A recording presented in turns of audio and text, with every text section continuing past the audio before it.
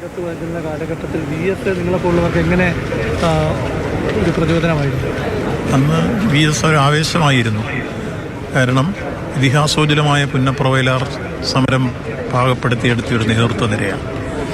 അദ്ദേഹത്തിൻ്റെ ആ പ്രവർത്തനങ്ങൾ പിന്നീട് സംഘടനാ രാഷ്ട്രീയ പ്രവർത്തനങ്ങൾക്ക് വിലങ്ങും കൽപ്പിച്ച കാലഘട്ടമെല്ലാം ഒളിവിലും തെളിവിലും നിന്നുകൊണ്ടാണ് അദ്ദേഹത്തിൻ്റെ പ്രവർത്തനങ്ങൾ രാഷ്ട്രീയ കേരളത്തിൽ നാം കണ്ടത്.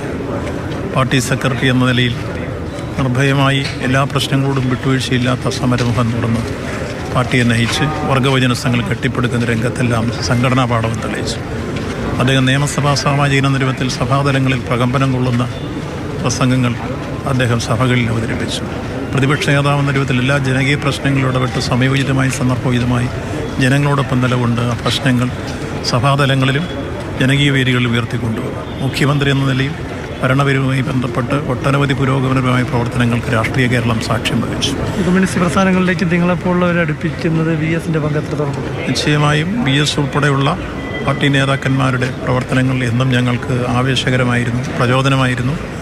അവരുടെ വിട്ടുവീഴ്ചയില്ലാത്ത സമരമുഖങ്ങളിലെ ജ്വലിക്കുന്ന അധ്യായങ്ങൾ ഏറെ ആവേശം പകരുന്നതും അതോടൊപ്പം തന്നെ നാടിനേറെ പ്രയോജനകരമായി മാറിയ സ്ഥലങ്ങൾ ഞങ്ങൾ ഓർക്കുകയാണ്.